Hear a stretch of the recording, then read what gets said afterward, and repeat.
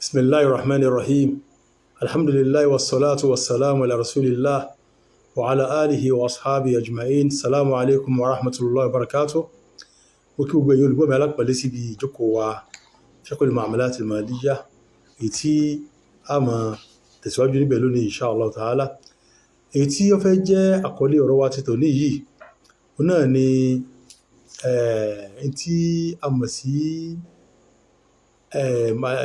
المحفزات التسويقية ìtumọ̀ eléyìí ni àwọn nǹkan kóríyá tí táwọn èèyàn máa fi ta ọjà tí wọ́n fi kún títà rírà bóyá ní ìsìn lápèjúwe ẹnìkan fẹ́ ta nǹkan kan yóò àtọ́ wá fi ẹ̀bùn kan yóò fi gift kan kún ẹ̀bùn yìí wọ́n fẹ́ ra handset wọ́n fi bí nǹkan kan kún lẹ́gbẹ̀ẹ́ wọ́n lè fi báírò sí àbí wọ́n fi nǹkan kan tó pé yóò ṣàǹfààní fún ẹni tó bá rà. Kí ni ìhà tí Islam kọ sí àwọn nǹkan báyìí?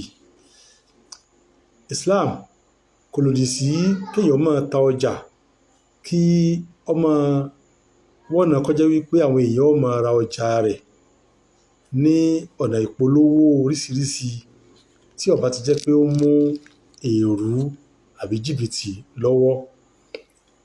Tó bá jẹ́ wípé ẹnìkan wá ta ọjà rẹ̀ ó wá ń fi àwọn nǹkan kan kún fún wípé ẹni bá ti ra nǹkan yìí yóò láǹfààní nǹkan báyìí kún.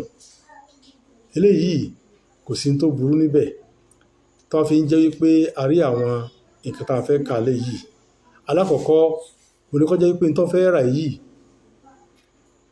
tí ó fẹ́ rà yìí ó ní bùkátà sí kì í ṣe pé nǹkan tí kò ní bùkátà sí tó fẹ́ lọ tírà ní pé torí nǹkan tí wọ́n fi kún lásán tẹ́ pé yóò wá di pé yóò kàrà mú tí wọ́n fi kún lásán yóò sọ nǹkan tó jẹ́ nǹkan mìíràn tó kún yóò sọ kò ní kà kún. Islam ò fi ká máa ná àpà kò fi ká máa ra nǹkan tó pà ní bùkátà sí nígbà tí èèyàn ná tí nánàkúnà ní eléyìí jọ. Islam sì sọ wá kúrò gbogbo àwọn nǹkan yìí pátá. Tó wá jẹ́ pé èèyàn ní bùkátà sí tó wá jẹ́ pé ń tọ́ra ó wá lọ ra nǹkan yìí ilé òsì tó burú ń bẹ̀. Bákan náà ó jẹ́ wípé nǹkan tó fẹ́ rà yìí owó rẹ̀ kò yàtọ̀ sí tí ń tà níbòmíì náà. Wọ́n fẹ́ ránṣẹ́ tí wọ́n fi báírò sí lẹ́gbẹ̀ẹ́ tí wọ́n fi kún tó jẹ́ bí báírò jẹ́ bí gift fún.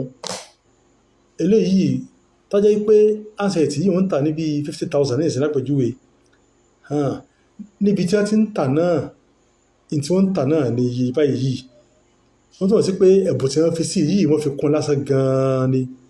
Kì í ṣe pé bóyá òjò wọ́n tó kàn ọkàn sọ pé àwọn fi kún. Tẹ́ bá lọ wo price rẹ̀ sí tí wọ́n ń tà níta a rí wípé ó ti jù lọ pẹ̀lú pé ó ti háàdì owó ẹ̀bùn tó fi kún ó ti háàdì ẹ̀mú owó handset gan. Tó jẹ́ pé lẹ́yìn náà bá ní ọmọ ìyá mi tó jẹ́ pé a ti rí pé ó ti fowó ìkún owó yìí ti ju tí wọ́n ń tà lọ nípa pé ó ti háàdì owó gift yìí mọ́ owó price gangan. Eléyìí náà ò sí tó burú ń bẹ o tó fi jẹ́ wípé a rí ìta fẹ́ rà yìí a rí ìta fẹ́ rà tó jẹ́ ọjà gan àti gift tí wọ́n fi kó yìí a dá méjèèjì mọ̀. Eléyìí ò sí tó burú ń bẹ o. Ìgbà tó ní wàhálà ó ní ìgbà tó wá jẹ́ wípé ọjà tá fẹ́ rà mọ́ àwọn gift tí wọ́n fi kún ti àmọ́ bó ti rí. Eléyìí a gbọ́dọ̀ ra eléyìí. Wọ́n sọ wípé ọjà lámọ̀ ìkejì àmọ́ tí ó kó sínú. Bẹ́ẹ̀ náà ni tó jẹ́ pé àmọ́ tó kó sínú tó jẹ́ pé owó ẹ̀ sì ti ju normal price lọ. Wọ́n ti ń tà láàyè míì eléyìí ti jù lọ́mọ pé ó ti háàdì owó gift ó ti háàdì ẹ̀ mọ́. Ṣùgbọ́n pa wípé gift àpò àmọ́ tí ó kó sínú ló fi jẹ́ pé kò dá kára tí a mọ̀.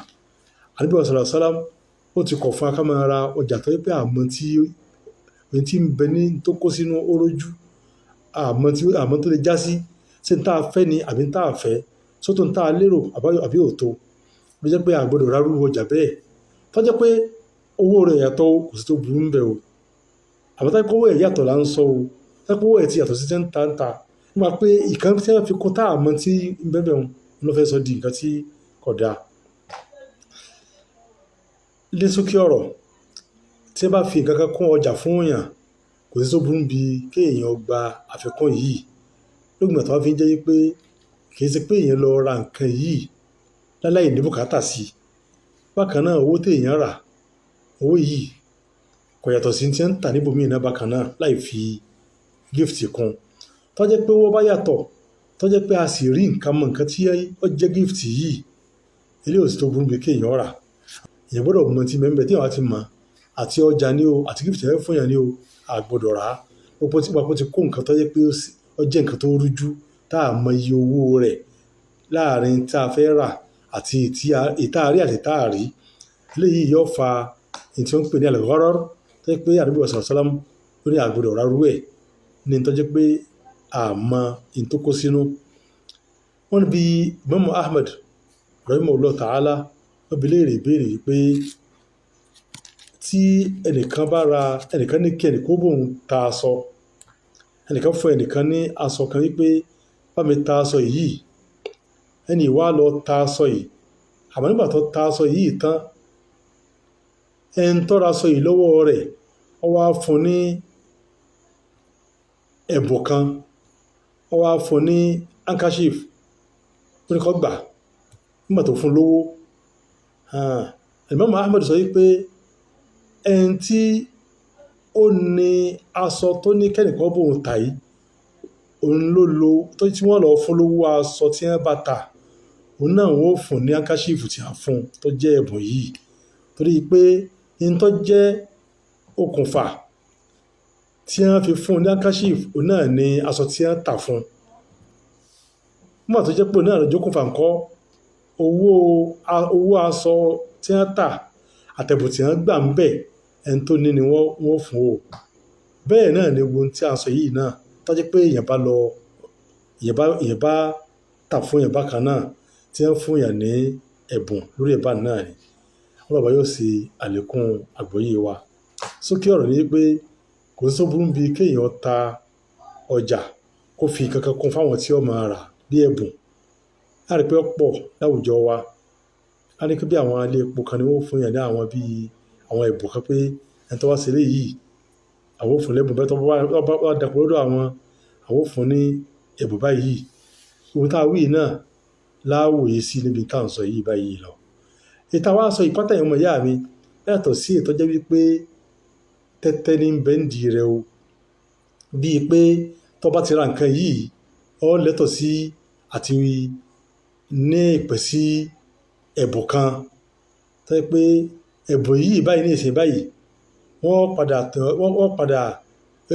fẹ́ rà yìí ó fẹ́ rà torí ẹ̀bùn ni torí ẹ̀bùn tí ó padà jẹ́ kan nínú tí ó participate níbi tí wọ́n lè fún ni. Eléyìí kò dáa torí pé tó fẹ́ náwó fún nǹkan tí ó mọ̀ pé ṣé òun wà nínú tí ó win nǹkan yìí ni àbí kò ní sí ń bẹ̀. Eléyìí ó ti wọnú tẹ́tẹ́ tí Islam ṣe léèwọ̀ fún wa. Ọlọ́run bá yóò ṣe àlékún àgbọ́yé wa. Allahumma salli ala Muhammadin wa sallim.